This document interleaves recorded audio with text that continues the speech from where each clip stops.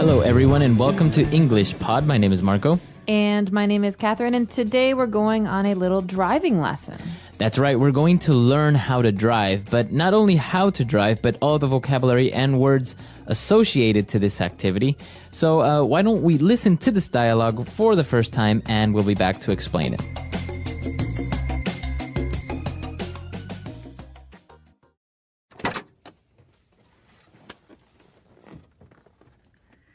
Okay, I'm ready for my driving lesson. Should I start the car? Hold on there, Fittipaldi. First, let's go over things one more time. Now, before you even think of starting the car, make sure your seat is at a comfortable position and you can grip the steering wheel firmly. Next, check your rear view mirrors to make sure you can see properly. We've been through this a million times. Let's get going already. I'm ready. Fine. Start the car. Okay, now gently step on the clutch and shift to first gear. Good. Now accelerate gently and let go of the clutch as you do it. There we go. Good. I'm doing it. I'm driving. This is awesome. Let's turn some music on. Keep your eyes on the road. No music. We are coming up to a red light. Step on the brakes. What are you doing? I said the brakes. Look out for those people. Get off the sidewalk. Get out of my way. Oh, this is just like playing video games. It's the police. Pull over. They'll never take me alive.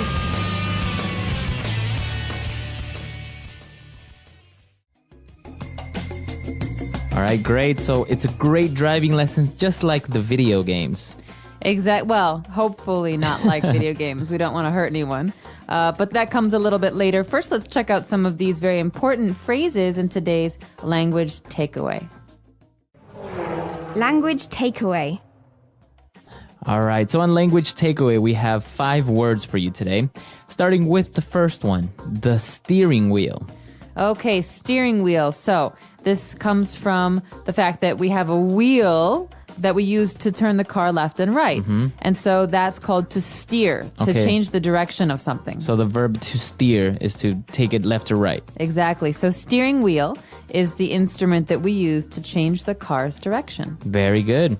And apart from this instrument, also in order to look to other cars that are behind you, you would look at your rear view mirror. Great. So rear view mirror. This is a mirror that you have in front of you in the middle of the car, and you look at this mirror to find out if there are cars behind you. So it's a rear view. That means you're looking at the back. Rear means back or behind. What about the mirrors that are on the side of the car, on the doors? Those are called side view mirrors. Side view mirrors. Very literal. Mm-hmm. Okay, very good. And well, moving on, he was instructing her on how to drive, and he said, step on the clutch. Well, this is an important word for those of you who are driving manual cars. That means that you have to control the way that the gas goes into the engine by yourself. Mm-hmm. And so a clutch is a pedal. It's the third pedal on the left, and you push this pedal to change gears. Okay, so some cars, they don't have this. For those of you who don't worry about it. But if you do, a clutch is on the far left. It's the third pedal. Okay, so this is for a manual car, manual transmission car, because many people have automatics where you just accelerate and the car automatically changes gears. Exactly. And so a lot of Europeans drive manual cars and have this clutch. Okay, so you step on the clutch, and in order to change gear, you say to shift into first gear. That's right, because if you're driving, you know that you can't go from first to fifth gear, right? Mm-hmm. There's 4 or 5 gears.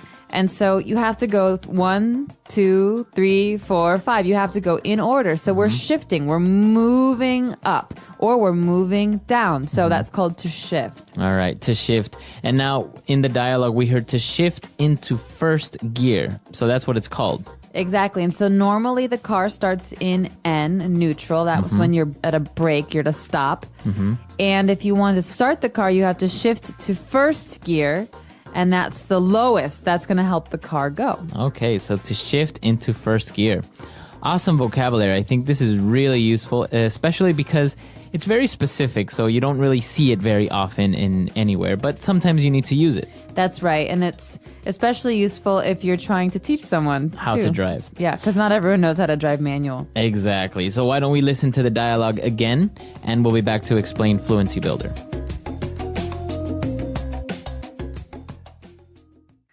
Okay, I'm ready for my driving lesson. Should I start the car? Hold on there, Fittipaldi. First, let's go over things one more time. Now, before you even think of starting the car, make sure your seat is at a comfortable position and you can grip the steering wheel firmly. Next, check your rear view mirrors to make sure you can see properly. We've been through this a million times. Let's get going already. I'm ready. Fine. Start the car. Okay, now gently step on the clutch and shift to first gear. Good. Now accelerate gently and let go of the clutch as you do it. There we go. Good. I'm doing it. I'm driving. This is awesome. Let's turn some music on. Keep your eyes on the road. No music. We are coming up to a red light. Step on the brakes. What are you doing? I said the brakes. Look out for those people. Get off the sidewalk. Get out of my way. Oh, this is just like playing video games. It's the police. Pull over. They'll never take me alive.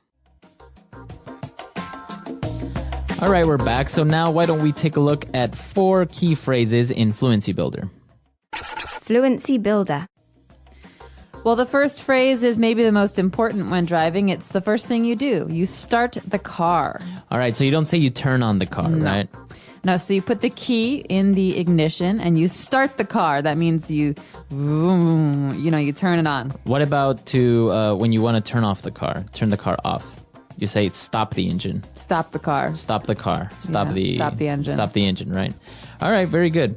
Moving on, our next phrase is a million times. Why is this a phrase, a million times? This is pretty literal, right? We've been through this a million times. Well, no, it's not literal. Otherwise, I think I might kill the person, because a million times means that we've had this same conversation many times. But you can't actually have it a million times. That's way too many. So it's an exaggeration. Yeah, it's a way to say a lot. So A lot. I've heard him say this a million times. I've heard this story a million times. Or I've done this. I've turned the car on a million times. Okay, awesome. And now, well, they were driving and they heard a police siren and the guy told her to pull over.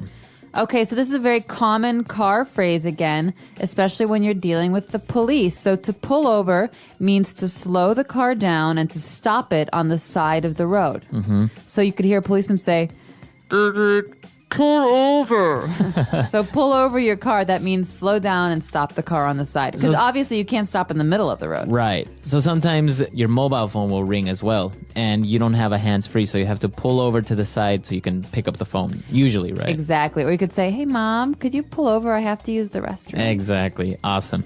All right. And our last phrase for today is to take me alive, to take someone alive. They'll never take me alive. All right. That's what the character says. And so this is a phrase that we use when we're talking about people who are running away from the law. Mm-hmm. So he says, they'll never capture me. And if they do, I'll be dead. So he's saying either I run free or I die. All right. So to take someone alive is basically that. But is it literal? Would you say? No, this is not literal. He's saying they'll never catch me. Okay, very good. All right, so that's all the phrases we have for today. Why don't we listen to this dialogue for the last time, and we'll be back.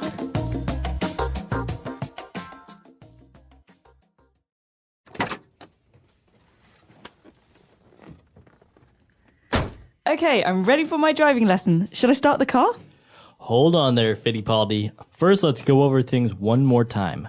Now, before you even think of starting the car, make sure your seat is at a comfortable position and you can grip the steering wheel firmly. Next, check your rear view mirrors to make sure you can see properly. We've been through this a million times. Let's get going already. I'm ready. Fine. Start the car. Okay, now gently step on the clutch and shift to first gear. Good. Now accelerate gently and let go of the clutch as you do it. There we go. Good. I'm doing it. I'm driving. This is awesome. Let's turn some music on. Keep your eyes on the road.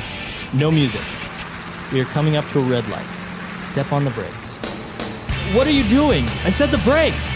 Look out for those people. Get off the sidewalk. Get out of my way! Oh, this is just like playing video games. It's the police. Pull over. They'll never take me alive!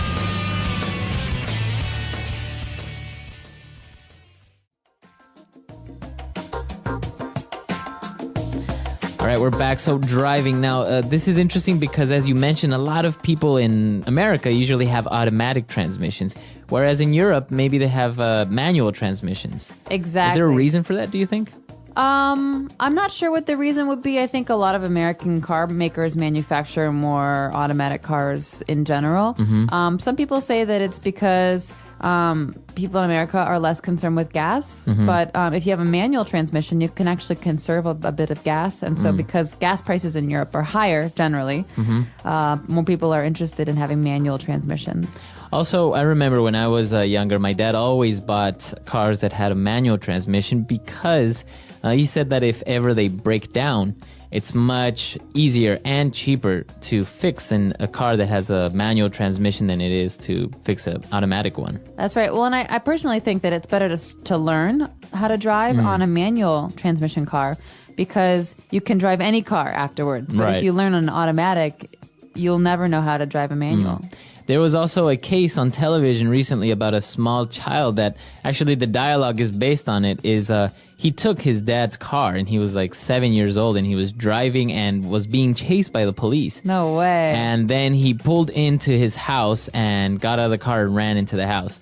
So obviously he was an underage driver, but he didn't get into much trouble. But it was interesting because he drove very, very well. That's unbelievable. And basically almost learned it by game simulators, by video games, on how you drive on a video game. Oh, wow. Yeah, well, so- NASCAR, here he comes. Right. So if you have any questions, any comments, or any other suggestions for lessons, please come to our website, englishpod.com, and we'll see you guys there. Bye, everyone. Bye.